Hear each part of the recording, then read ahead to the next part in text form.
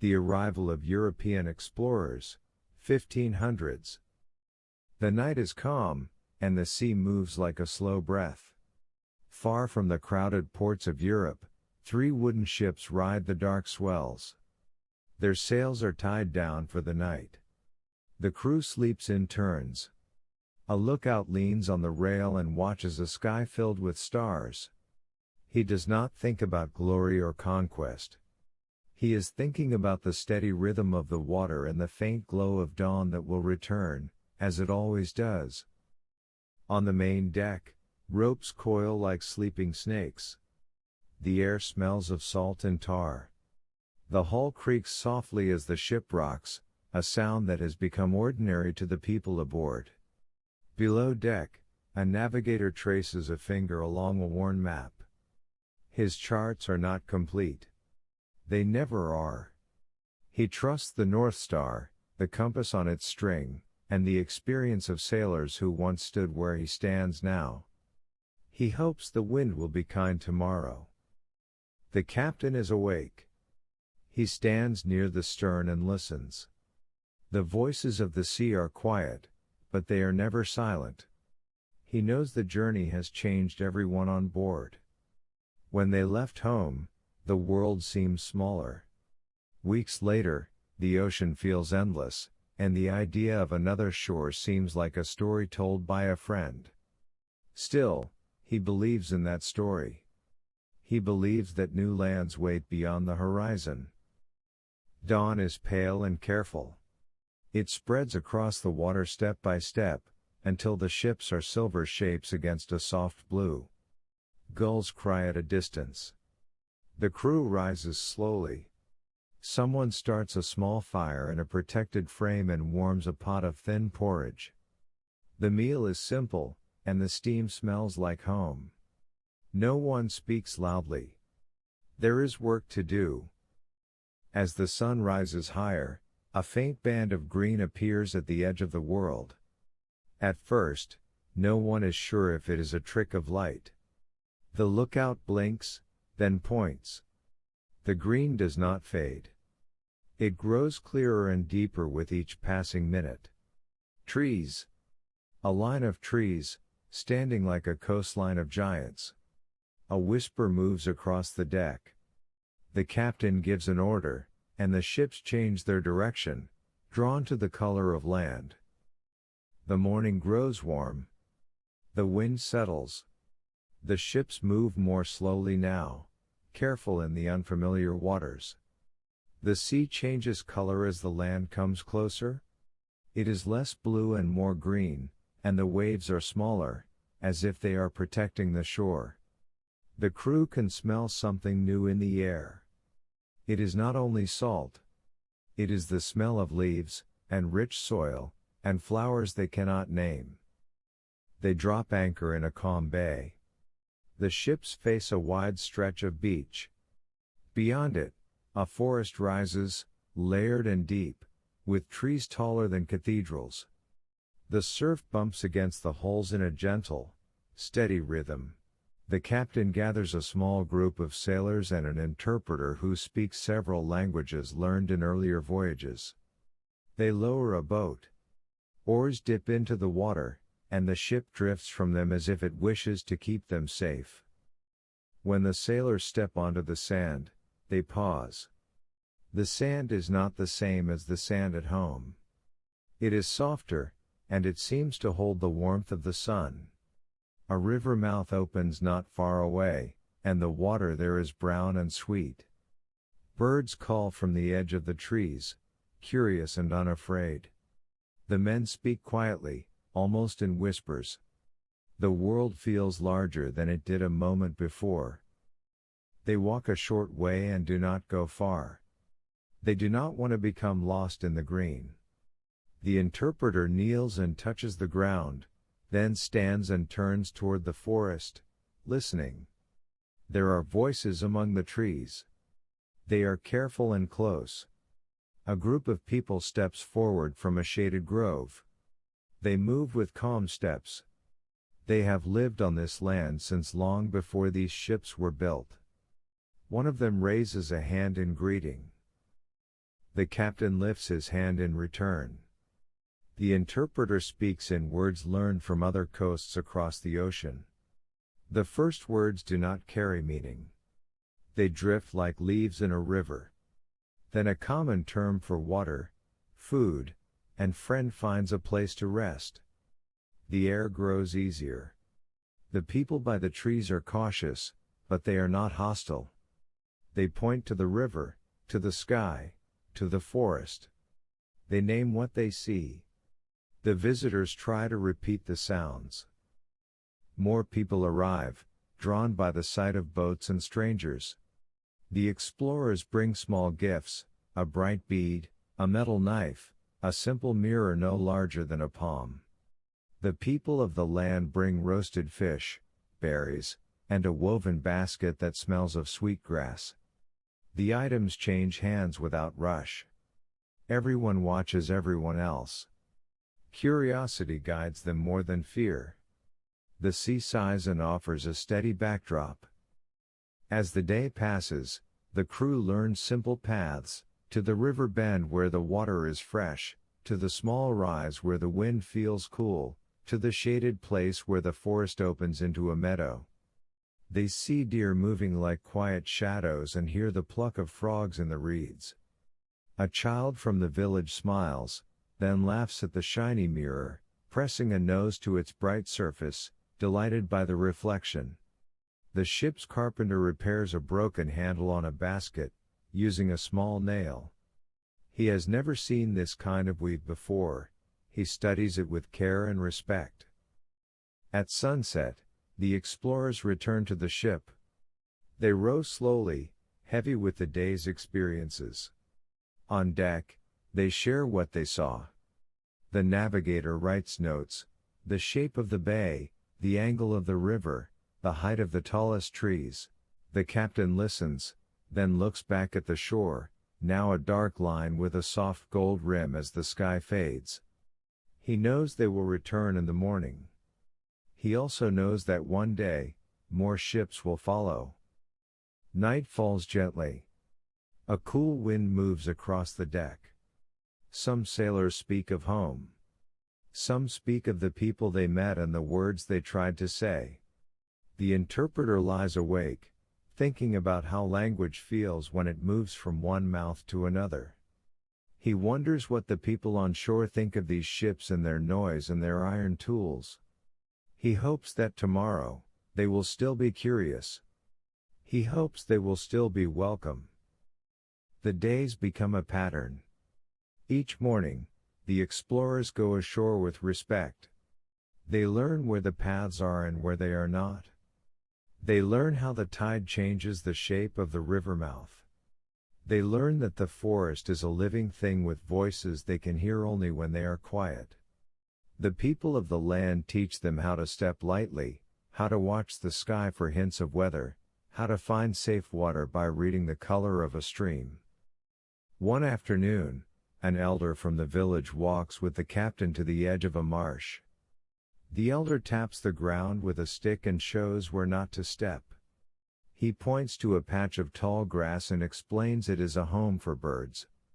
The captain nods and looks closely. He has never seen birds make their nests in such a place. The elder smiles, then shows how to find sturdy ground hidden between wet places. The captain is grateful. He feels like a student in a new school. Another day, the ship's surgeon watches how the villagers use the bark of a tree to ease pain. He does not write it as a miracle. He writes it as patience. He sees that they listen to the land and take only what they need. The surgeon has seen too much illness on ship voyages. Here, he notices different kinds of sickness and different ways to heal. He learns the names of plants not found in his books. He speaks less and watches more. Trade grows more familiar. The explorers offer cloth, metal tools, and small items that are rare here. The people of the land offer food, guidance, and knowledge of the seasons. They trade not only objects. They trade ways of seeing. The explorers, who thought in lines and maps, begin to think in circles, a river's cycle, a season's return, a story that is told again each year to teach children what the adults have learned. In the evenings, they all sit near a fire, and simple stories are told with patience and long pauses. As days turn to weeks, the explorers learn to respect the pace of the place. They walk more slowly. They talk more softly. They smell the change in the wind before the sky changes color. They wake early to watch the river mist lift like a veil. They help pull fishing nets and marvel at the small silver bodies that flash in the morning light. They understand that the land is not raw or empty. It is full, and it has always been full. Letters are written for the next ship that will return home. The captain writes about safe harbors, good water, and the people they have met. He tries to describe the scale of the forests and the width of the rivers, but words seem inadequate. The interpreter writes about words they have learned and the way laughter sounds the same in every language when a child holds a shiny object to the sun. The surgeon writes about new plants and careful ways of treating wounds. The navigator adds maps, rolled and tied with cord. After the storm, the beach is different. New driftwood lies in long lines. The river mouth has shifted slightly, carrying sand into a new shape. The explorers watch the villagers read the changes as if they are reading a familiar book. The elder walks the shore and points at signs the others do not yet see, a broken patch of reeds, a new channel running near a grassy bar. He tells the captain that the land is always righting itself again. The captain writes that sentence in his log.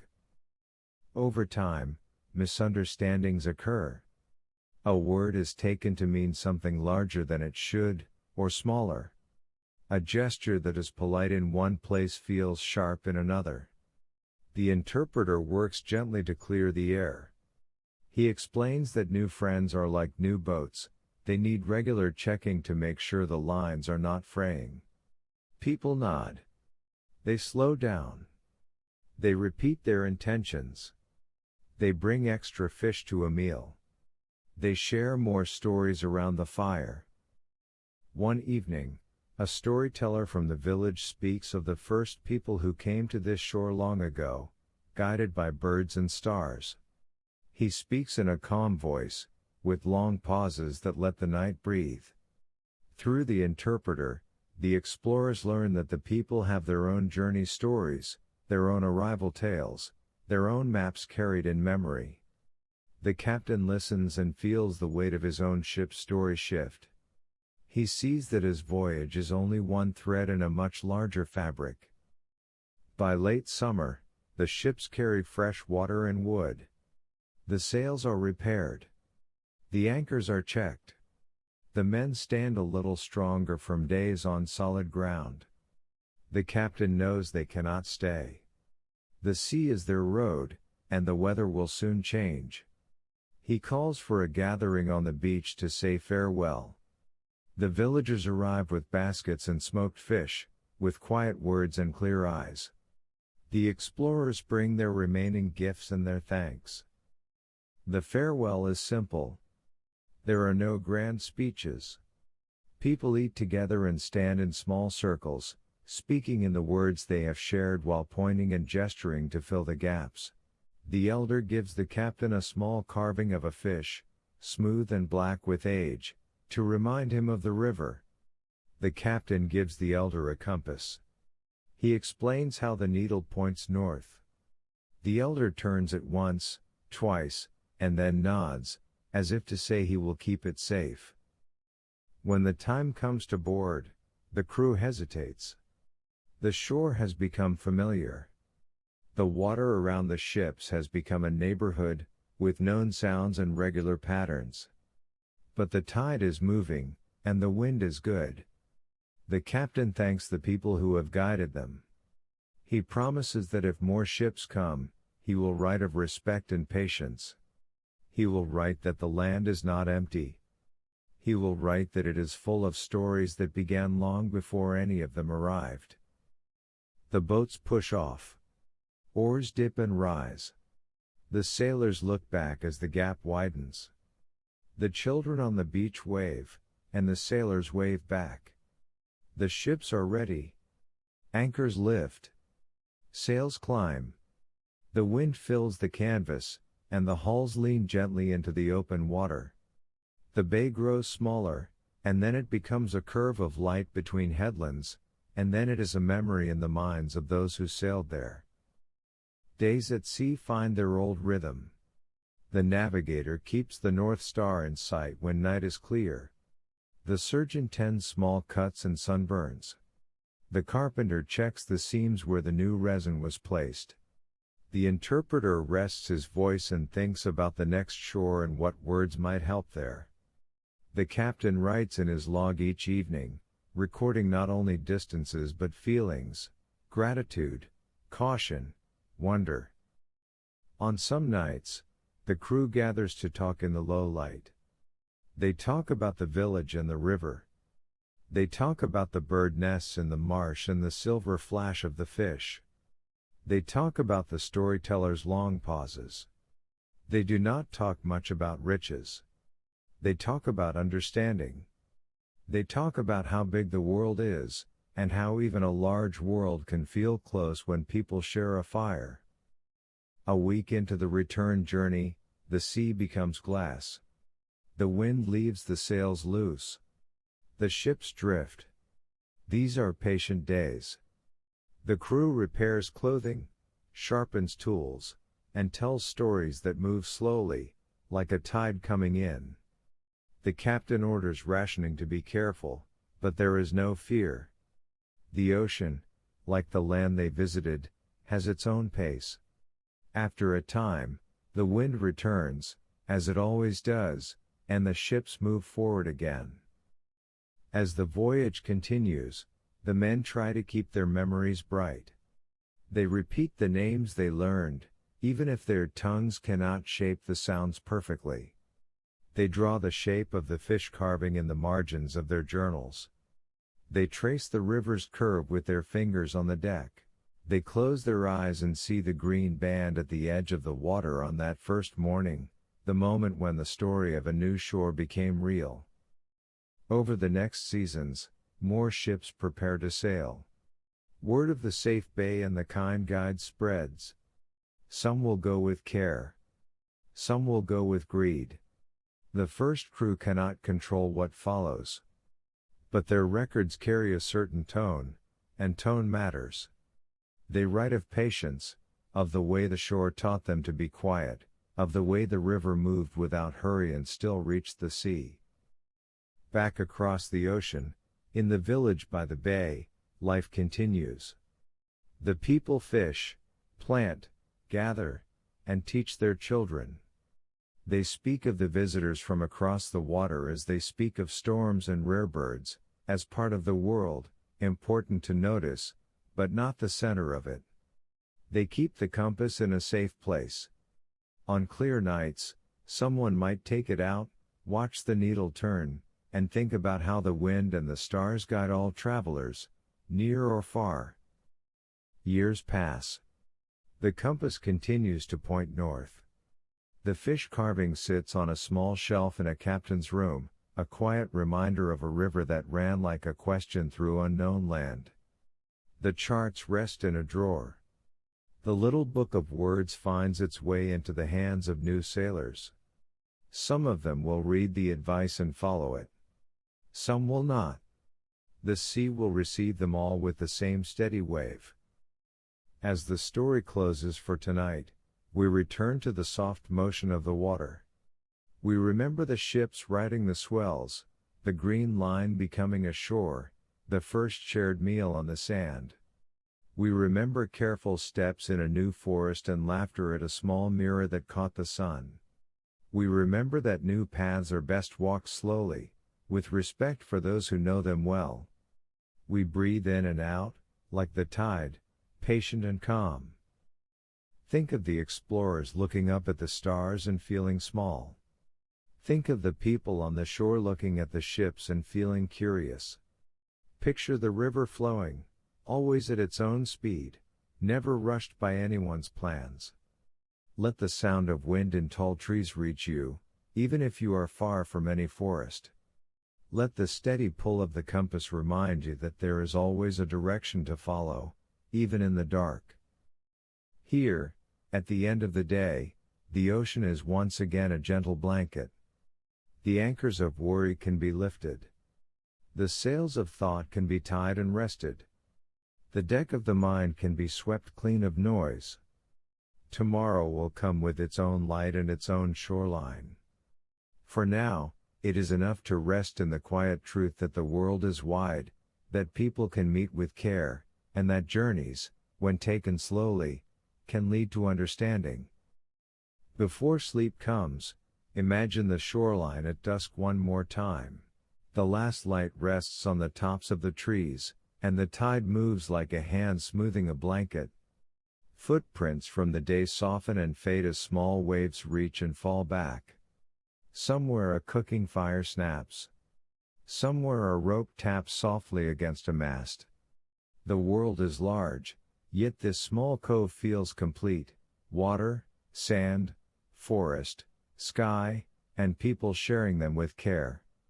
The first meetings did not answer every question. They did not need to. They showed that patient steps could carry strangers toward understanding, and that understanding could become a path others might follow, if they chose to walk slowly. Close your eyes. Hear the hull creak and the soft tap of rope against wood. Feel the ship rise and fall, steady as breathing. See, in your mind, the green line of the distant land at dawn. The story of arrival is old and always new. It is a story of patience, of learning, and of respect. Let it settle around you like a warm blanket, and drift, easy and safe, into sleep.